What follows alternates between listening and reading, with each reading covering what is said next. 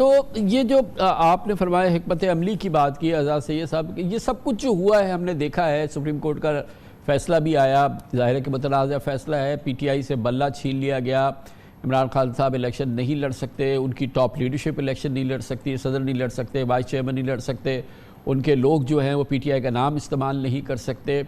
تو یہ سب کچھ اس لیے تو نہیں ہوا ہے کہ پی ٹی آئی کی کوئی position who, P T I کسی صورت سے حکومت سازی میں اثر انداز ہو۔ تو الیکشن اور الیکشن کے بعد کا گو کہ سہیل وڑائی صاحب نے کہا کہ کنفیوژن ہے دوسری جانب نظر آ رہا ہے، مگر اس کے بعد کا بھی کوئی روڈ میپ، کوئی گیم پلان تو ہوگا نا۔ کامران صاحب بہت شکریہ۔ کامران صاحب گیم پلان بالکل موجود ہے، یہ الگ بات ہے کہ گیم پلان جو عوامی امنگوں کے مطابق نہیں ہے، وہ اونچی اونچی فصیلوں کے پیچھے جو بڑی سی میز کے اوپر بیٹھے ہوئے جو لوگ ہیں چند بناتے ہیں گیم پلان، جس طرح کہ سہیل وڑائی صاحب نے بتایا کہ 85 میں بھی اس طرح کا گیم پلان بنا تھا، بالکل ابھی بھی ایسے ہی گیم پلان ہے۔ اور گیم پلان کیا ہے؟ جو سندھ ہے اس میں تو کافی کلیئر حد تک یہ نظر آتا ہے کہ پاکستان پیپلز پارٹی وہاں پر موجود ہے۔ بلوچستان کا کامران صاحب آپ کو پتہ ہی ہے کہ جہاں مرکز ہوتا ہے وہاں پہ ہی بلوچستان جاتا ہے۔ خیبر پختونخوا میں ایک مکس چیزیں آپ دیکھیں گے، اور سب سے زیادہ جو بڑی تعداد آپ دیکھیں گے آزاد امیدواروں کی وہ پنجاب میں اور خیبر پختونخوا میں دیکھیں گے۔ تو جو اصل چیلنج ہے مرکز کو کنٹرول کرنے کا وہ پنجاب ہے۔ ٹریڈیشنلی نون لیگ جو ہے پنجاب کے، جب آپ کہہ رہے ہیں کہ سب سے زیادہ آزاد امیدوار کامیاب ہوں گے کے پی کے میں اور پنجاب میں، تو یہ وہی ہیں جو پی ٹی آئی جن کو نامزد کر رہی ہے نا، یا اس کے علاوہ؟ کامران صاحب یہی تو اصل گیم ہے کہ کچھ امیدوار وہ ہیں جنہیں پی ٹی آئی نے نامینیٹ کیا ہے، جن کو ٹکٹ دینے تھے پی ٹی آئی نے، لیکن ان کو ٹکٹ نہیں مل سکے کیونکہ ان سے سمبل لے لیا گیا۔ لیکن ایک بڑی تعداد ایسے امیدواروں کی بھی ہے جو کہ پی ٹی آئی سے تعلق تو نہیں رکھتے، لیکن وہ نعرہ عمران خان کا لگائیں گے۔ ابھی اتفاق ہوا ہے مجھے کچھ حلقوں میں جانے کا، جی ٹی روڈ کے اوپر جو بعض حلقے ہیں وہاں پر جو عام ووٹر ہے وہ اس کی اگر سینٹیمنٹ دیکھیں تو وہ پی ٹی آئی کے ساتھ ہے، نون لیگ اور پیپلز پارٹی کے ساتھ بھی ہے، یہ نہیں کہ ان کے ساتھ نہیں ہے، لیکن میں پی ٹی آئی کی پرٹیکولر بات کروں گا۔ لیکن جب ان سے پوچھا جاتا ہے کہ آپ کا کینڈیڈیٹ کون سا ہے تو وہ 2-3 نام لیتے ہیں۔ اکثر لوگوں کو ان کے کینڈیڈیٹ کا نہیں پتا، اور پھر اگر عام آدمی سے بات کریں تو ان کو اپنے کینڈیڈیٹ کا اگر پتا ہے تو اس کے انتخابی نشان کا نہیں پتا۔ تو یہ کنفیوژن ایک ہو گئی ہے، اور یہ کنفیوژن زیادہ اس وقت ہوگی جب لوگ ووٹ ڈالنے کے لیے آئیں گے اور ایک سے زیادہ امیدوار عمران خان کی جو تصاویر ہیں وہ لے کر کھڑے ہوں گے، اور اس وقت جو ووٹر ہے اس کے لیے کنفیوژن پیدا ہوگی کہ اصل عمران خان کا سپورٹر کون سا ہے۔ چلے یہ تو پی ٹی آئی کی ایک کی اپنی ڈیپینڈ کرتا ہے، کیونکہ سب تک اپنا پیغام ہر حلقے تک پہنچا پاتے ہیں، شاید اس کے لیے کوشش تو ہو رہی ہوگی، مگر تو اعزاز سید صاحب یہ بتائیے گا کہ اس میں شاید آپ کو شک نہیں ہے کہ اگر مثال کے طور پہ یہ کنفیوژن نہ ہو، 2-3 امیدوار نہ کھڑے ہوں، جو آپ کا اپنا سروے کہتا ہے کہ مقبولیت پی ٹی آئی کے پاس ہے اس وقت، اگر عوامی مقبولیت کی بات کریں، الیکشن کے نتائج اور اس کے اثرات آنے والی حکومت کو ایک طرف رکھے کہ عوام کی اکثریت کہاں ہے، تو وہ پی ٹی آئی کے ساتھ ہے۔ کامران صاحب ہمیں اچھا لگے یا برا لگے، جب گراؤنڈ کے اوپر ہم جاتے ہیں تو جس طریقے سے لوگوں سے آپ سوال پوچھیں تو وہ پی ٹی آئی کا نام لیتے ہیں، یہ ایک حقیقت ہے۔ کسی بھی جگہ پہ چلے جائیں، باقی جماعتوں کی پریزنس بھی ہے، لیکن میں اوور ویلمنگ جس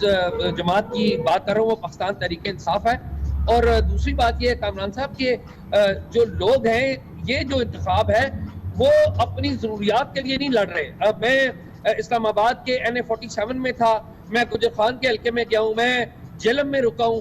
میں آگے مختلف حلقوں کو دیکھ رہا ہوں، تو جو کینڈیڈیٹ سے بھی ملے اور عام ووٹر سے بھی ملے تو ایک بات بڑی حیران کن آ رہی ہے۔ ماضی کے انتخابات میں ہم دیکھا کرتے تھے کہ لوگوں کے پاس جاتے تھے تو لوگ کہتے تھے دیکھیں جی ہمارا سیوریج سسٹم ٹھیک نہیں ہے، ہماری گلیاں پکی نہیں ہیں، تو وہ اراکین قومی اسمبلی سے اس طرح کی ڈیمانڈز کرتے تھے۔ لیکن اس دفعہ جو لوگ ہیں وہ اپنی ڈیمانڈز نہیں لے کے آ رہے، اپنے علاقے کی ڈیولپمنٹ کی ڈیمانڈز نہیں لے کے آ رہے، بلکہ لوگ جو ہیں وہ شراکت اقتدار، بلکہ سویلین سپریمیسی کی جو تھنکنگ ہے